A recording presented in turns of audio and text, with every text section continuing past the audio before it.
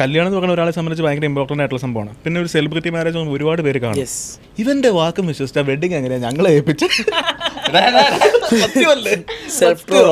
നിന്റെ വാക്കും വിശ്വസിച്ചാ അല്ല ബേസിക്കലി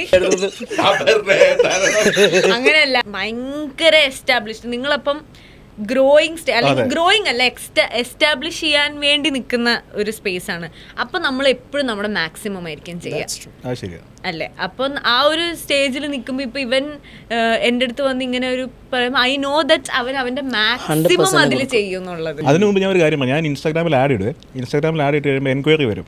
എൻക്വയറി ഇട്ട് വരുമ്പോൾ ആൾക്കാരുടെ സംശയമാണ് എന്തിന് തരണം, ഇത് ഈ റേറ്റിൽ എന്തിന് കമ്മിറ്റ് ആവണം, ആ സംശയങ്ങളുണ്ട്. ഈ ഒരെണ്ണം കഴിഞ്ഞ് കഴിഞ്ഞപ്പോൾ ഫോട്ടോ എന്നോട് ചോദിക്കുകയാണ്, അത് നിനക്കറിയില്ല, നിന്നോട് പറഞ്ഞിട്ടില്ല. ഹൽദി നടക്കുമ്പോൾ വീടിന്റെ ഫ്രണ്ടിലെ ഗ്രൗണ്ടിലാണ് ഹൽദി നടക്കണേ. അപ്പോൾ നീ എന്നോട് പറഞ്ഞിരുന്നു, എടാ നീ നിങ്ങളുടെ പേജിൽ നിന്ന് കൊളാബറേഷൻ ഇട്ടോ, അക്സെപ്റ്റ് ചെയ്തേക്കാന്ന്. അപ്പം ഞാൻ ഇതെല്ലാം ഇമ്മീഡിയറ്റ്ലി നടക്കണമല്ലോ, പുറത്ത് പോണേക്കാൻ മുമ്പ് ഞാൻ ഇവനെ കൊണ്ട് ക്യാപ്ഷൻസ്, എനിക്ക് ഇംഗ്ലീഷ് അറിയാത്ത തന്നെ ക്യാപ്ഷൻ ഉണ്ടാക്കുന്നു, ഏത് പോസ്റ്റ് എന്ന് പ്ലാൻ ചെയ്യുന്നു, ഇടുന്നു. നീ അക്സെപ്റ്റ് അടിച്ച് 2 പ്രാവശ്യം വന്നതിൻ്റെ അടുത്ത് പറഞ്ഞപ്പോഴാണ് നീ അക്സെപ്റ്റ് ചെയ്യണം. കാരണം നീ ഹൽദിയിൽ നിന്ന് നീ അക്സെപ്റ്റ് ചെയ്ത് ഒരു 5 മിനിറ്റ് ഫോൺ കഴിഞ്ഞാൽ പുറത്തേക്ക് വരുമ്പോഴല്ലോ ചറ മെസ്സേജ്. അതിന് മുമ്പ് ഒരു മിനിറ്റ് ഇവരെ വിളിച്ചിട്ട് ചോദിച്ചു, എടാ എന്തെങ്കിലും എൻക്വയറി എന്തെങ്കിലും അനക്കമുണ്ടോ എന്ന് ചോദിച്ചു. ഞാൻ പറഞ്ഞു ഇതുവരെ ഇല്ല, ചിലപ്പോൾ വരുമായിരിക്കും എന്ന് പറഞ്ഞു. അത് കഴിഞ്ഞ് ഒരു 5 മിനിറ്റ് വേണ്ടില്ലേ, എനിക്ക് ഹാൻഡിൽ ചെയ്യാൻ പറ്റില്ല. നമ്മളിങ്ങനെ പ്രതീക്ഷിക്കില്ല, ടക്ക് ടക്ക് ടക്ക് ടക്ക് ഏത് മെസ്സേജാണ്.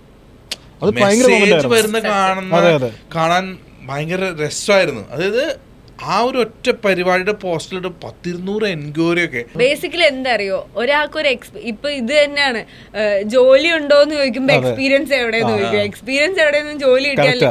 അപ്പൊ നമ്മൾ പ്രൂവ് ചെയ്താലല്ലേ നമുക്ക് ഒരാൾക്ക് കാണിക്കാൻ പറ്റുള്ളൂ. ഇത് ആ മാറ്റമായിരുന്നു. കാര്യം അതിന് ശേഷം നമ്മൾ ഇതേ ആഡ്സ് തന്നെ നമ്മൾ കണ്ടു എന്ന് വിചാരിക്കുക, എൻക്വയറിയുടെ എണ്ണം കൂടുതലാണ്.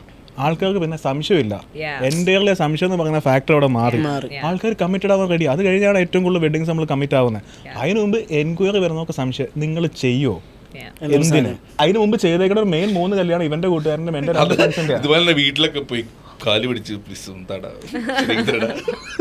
അല്ല, പിന്നെ മാത്രല്ല ഇവൻ ആക്ച്വലി ഭയങ്കര ഇൻവോൾവ് എല്ലാത്തിലും ഇൻവോൾവ് ആയിരുന്നു. നമ്മള് ഇവന്റ് ചെയ്യുമ്പോഴും എല്ലാത്തിനും ഭയങ്കര.